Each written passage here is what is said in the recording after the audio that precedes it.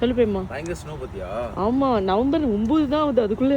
ஆமா, so winter வந்துச்சு. பால் என்ன முடியல, அதான் எல்லா இலையுமே வந்து கொட்டவே இல்லை. பழசம் அப்படிதான் இருக்கு. அதுக்குள்ள ஸ்னோ செம்மையா இருக்கு.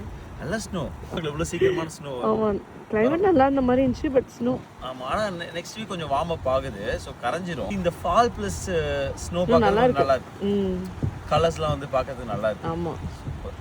அப்படியே நல்ல ஒரு இளையராஜா பாட்டு போட்டு ஓட்டணும்னு வச்சுக்கோங்க, தாறுமாறா இருக்கு.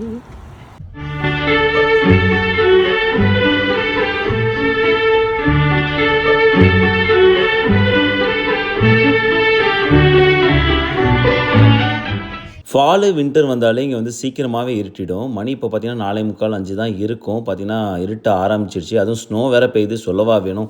எங்கள் ஏரியா மட்டும் இல்லைங்க, பல மாநிலத்தில் வந்து இன்றைக்கி ஸ்னோ இருக்குது. Illinois, Minnesota, Michigan, New Jersey, New York, Pennsylvania, இந்த மாதிரி நிறைய இடங்களில் கொட்டி தீர்க்க போகுது. இப்போ எங்கள் நைட்டு ஃபுல்லாகவே வந்து எங்களோட ஃபோர்காஸ்ட்டில் ஸ்னோ இருக்குது.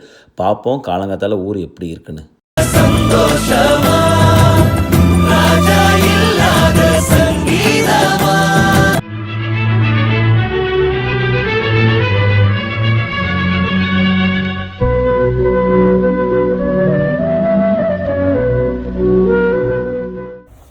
ஆர்த்தி, எதிர்பார்க்கல இவ்வளவு சீக்கிரம் ஒரு ஸ்னோ வரும். ஐயோ, ஃபுல் ஆயிடுச்சு.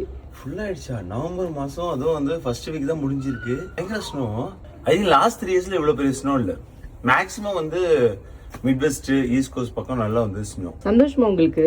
எனக்கு சந்தோஷம்லாம் இல்ல, ஸ்னோ சண்டேயும் ஒரே மாதிரி தான். வந்தவொடனே கரைஞ்சா சந்தோஷம், இல்லைன்னா தோஷம். அப்படிதான். கரைஞ்சா நல்லா இருந்துரும். ஆக்சுவலா 2-3 நாள் இருக்கும்னு நினைக்கிறேன், அதுக்கப்புறம் கரையுது. 2-3 நாள் இருக்குமா?